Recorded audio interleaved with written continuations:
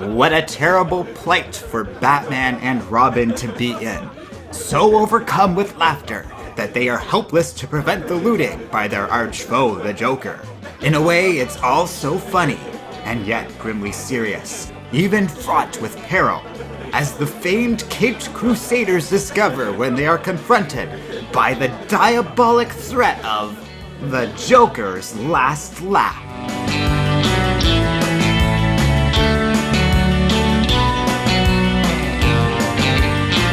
At the grand opening of the Red Ruby, a new jewelry store in Gotham City, the police are on high alert.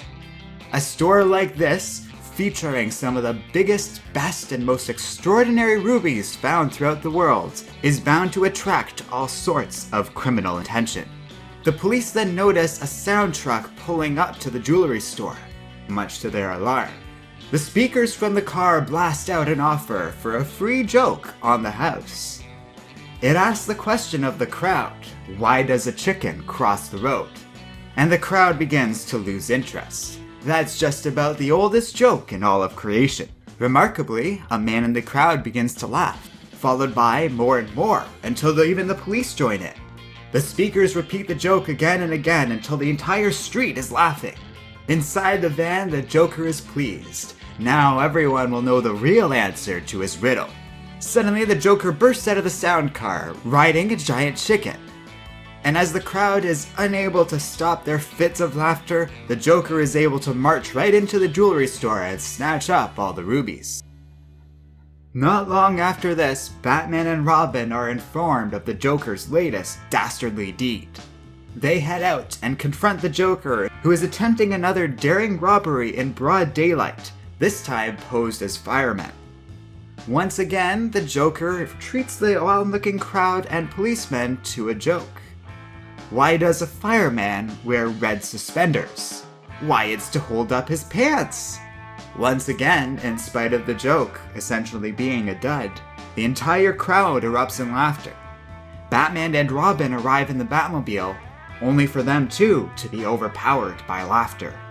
The Joker is once again able to escape, and once the effect wears off, the dynamic duo begin to investigate this heinous crime.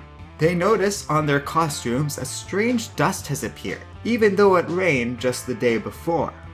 After some experiments at the laboratory located within the Batcave, Batman is able to determine that the Joker seems to be using some sort of unique and virulent form of pollen to make everyone around him laugh. According to Batman's research, the pollen causes a unique allergic reaction in its victims, and simple antihistamines can be used to prevent the laughter reaction. Batman and Robin take a great deal of antihistamines and prepare themselves to face the Joker once more. They go out and confront the Joker, once again attempting a daring robbery using the laughter pollen, when the Joker notices Batman and Robin are unaffected as they move in to arrest the villain. He sprays them with a special different vial of gas that causes the crowd and the dynamic duo to begin uncontrollably weeping. In spite of the weeping, Batman and Robin are able to get into the Batmobile and chase after the Joker, who flees in the sound car. On the way out of Gotham City, the Joker suddenly falls out of the car right in front of a police station. Batman and Robin seize this opportunity to grab him before he tries any other tricks, and they bring him into the station. They're surprised to find nobody in there, but Batman is able to procure a key and locks Joker in the cell, only for the door to suddenly swing around, and the Joker to reveal that this entire police station was set up by him ahead of time, as a decoy, in order to trick Batman and Robin into locking themselves up in this cell. Now trapped, the Joker decides to leave them in prison forever, while he goes off to pull his greatest scheme ever, a $50 million robbery. When Batman and Robin are left alone, Batman spots a stool and is able to carve a key, having memorized the shape of the original key when the Joker stole it from Batman and Robin. Remarkably, the key is able to open the cell. Thus, Batman and Robin are able to make a speedy escape. They flee outside, and Batman declares he knows exactly what the Joker's after. The mention of $50 million is a rather specific amount, and the world's greatest detective knows exactly what the Clown Prince of Crime is referring to. Downtown Gotham City, in the super modern interior of the Omega Nucleonics Corporation, a news reporter is documenting a new $50 million space satellite, which has just been finished and will be shipped off to Cape Kennedy tomorrow for launch. The specific needs of this satellite require it being made of a great deal of gold, platinum, and other precious stones, so naturally, the Joker is all too interested in stealing it. The Joker moves to snatch the satellite, only for Batman and Robin to arrive on the scene. They quickly dispatch of the Joker's goons, before the Joker attempts to ride a camera cart straight into the Dark Knight. Fortunately, thanks to some quick thinking, Robin is able to pull an electrical cord, abruptly stopping the camera cart while sending a still-moving Joker flying straight towards Batman. In a single blow, Batman is able to knock the Joker out.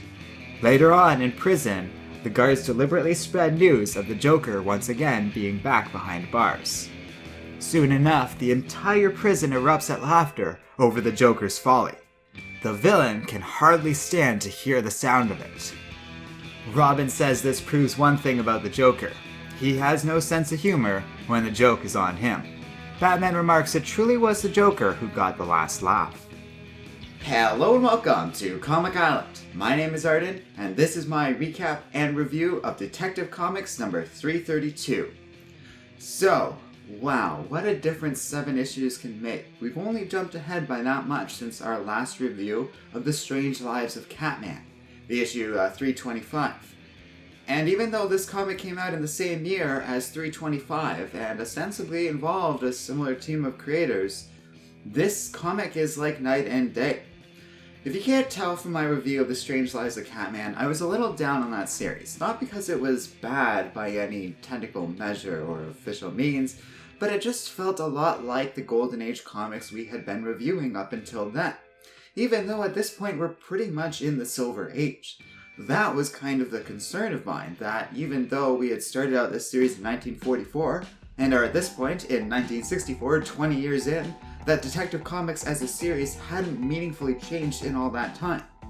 Indeed, going by the Catman issue, it was pretty much identical to the tone, theme, and style of those 1940s comics. Which is insane. It means that the comics haven't moved forward 1 inch in 20 years. And I get that this era of comics tends to feature a lot of storytelling that is all about going back to normal at the end of the issue.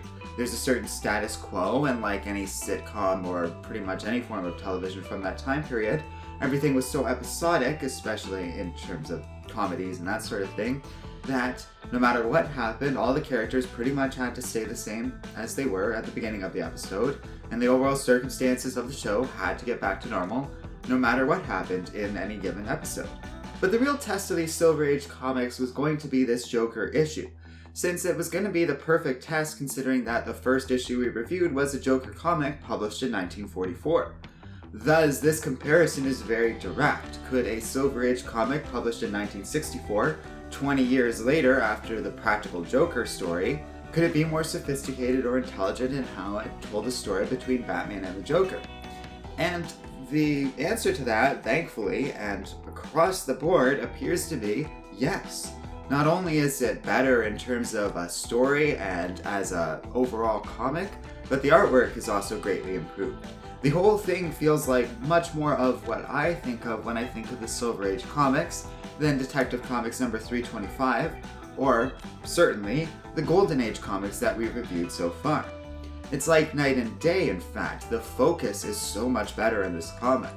The Joker story from Detective Comics 91 was borderline schizophrenic, jumping from one story to the next without having a sort of sense of cohesive narration that we typically see in most comic books, even from any given time period, regardless of when they were published in.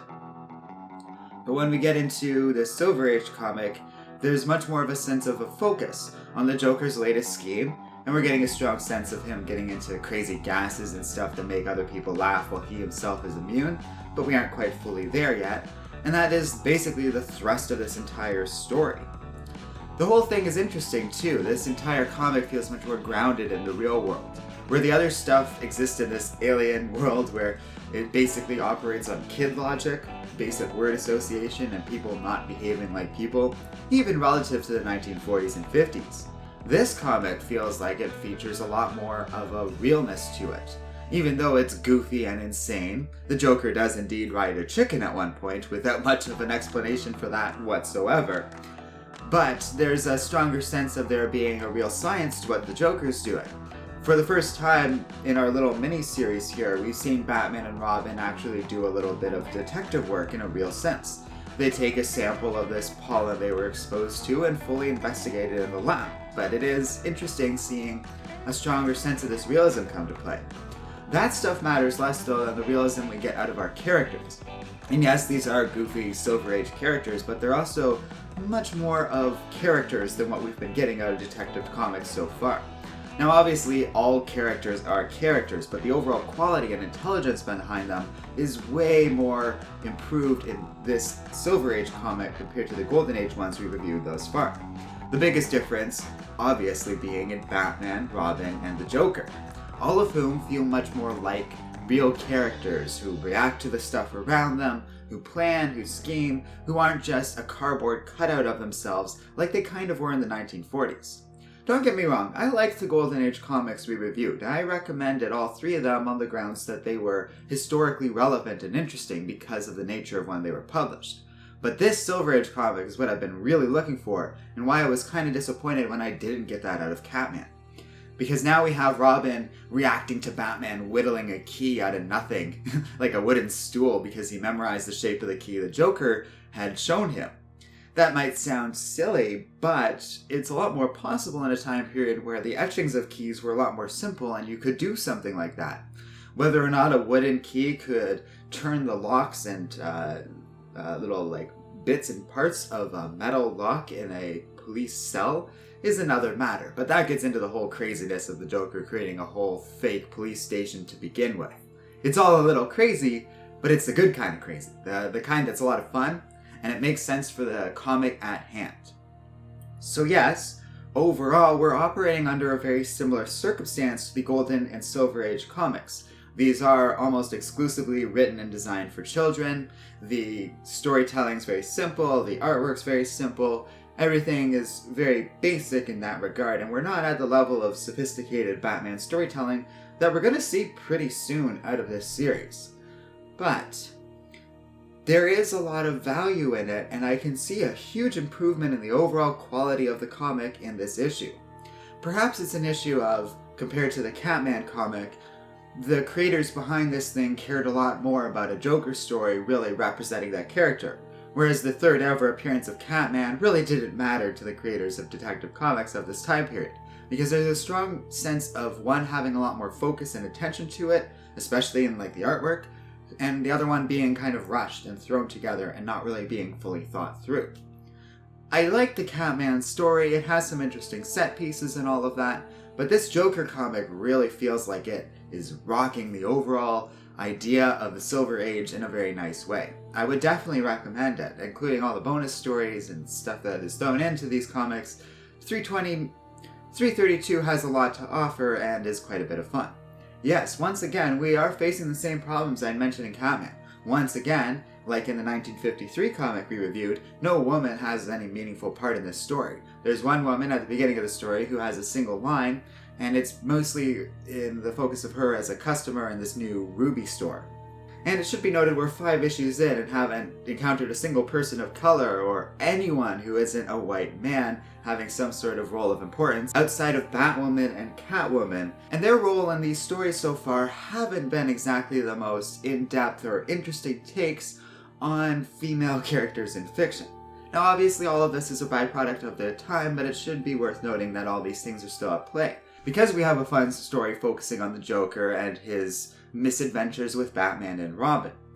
It doesn't require a huge amount of diversity to begin with, and even a modern comic telling the story wouldn't really have or need or even feel required of itself to be that much more diverse. But it is worth mentioning and noticing these things are absent because they will appear going forward, but their conspicuous absence isn't exactly a coincidence, and 1964 still had a long ways to go in terms of social progress. We already touched on that stuff with the Catman, but it's worth noting that while it's all still relevant here, because this story is so much more focused and more better designed in its quality, it feels like it's less of an issue. Whether that makes me a hypocrite or not is up to you guys, I guess, but I feel it kind of gets into the relative nature of the storytelling. When the storytelling's good and there's stuff to talk about beyond just the overall social climate of the comic, then it's good and worth recommending and reading because of those reasons, not so much the historical context.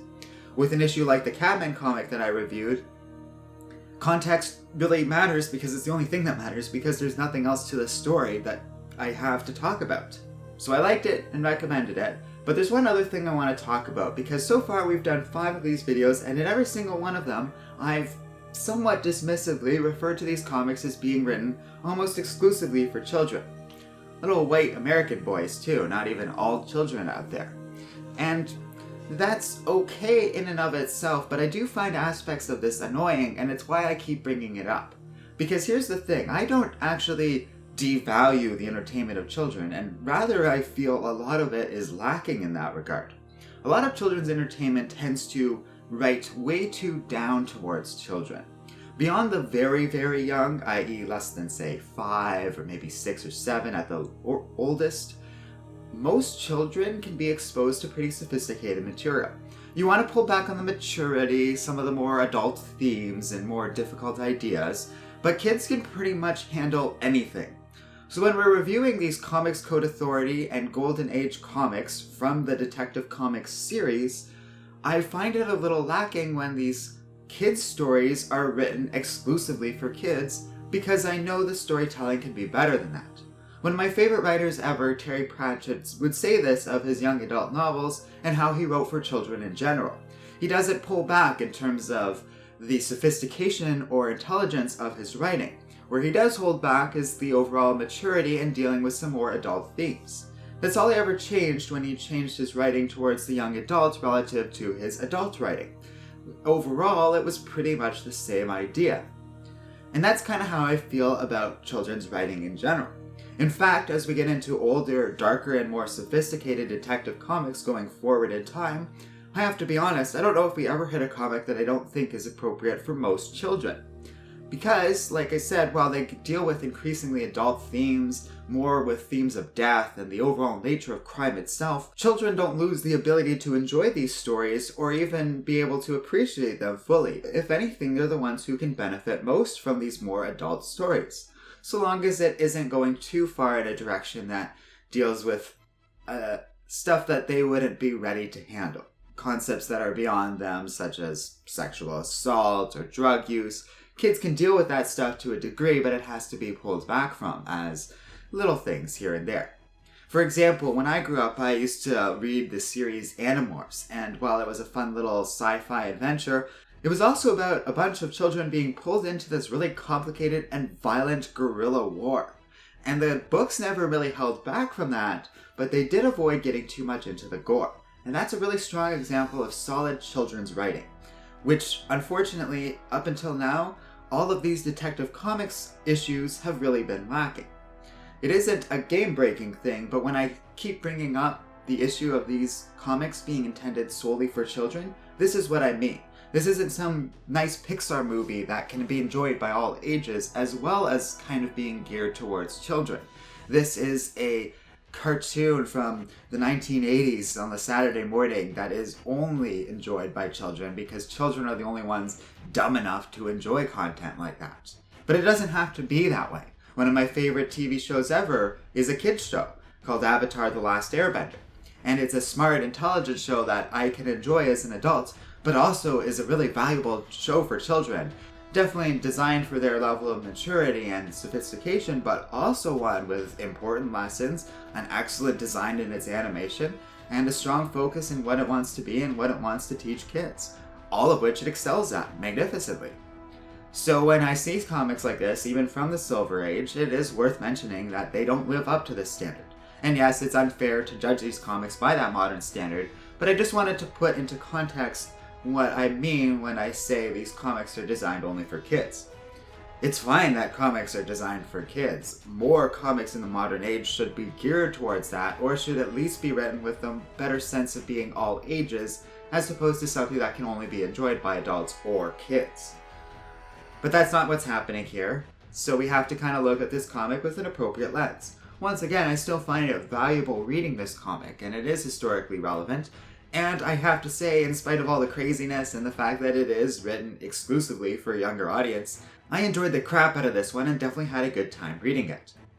So that's everything. Next up, we are actually going only 1 year ahead in time, farther into the Silver Age and increasing our overall sense of interesting, more sophisticated storytelling than the Golden Age, but not quite to the full level of modern comics just yet. So stay tuned for that. Let me know what you think in the comment section below. Be sure to check out our Patreon page in the video description, and don't forget to like, subscribe, and keep reading comics.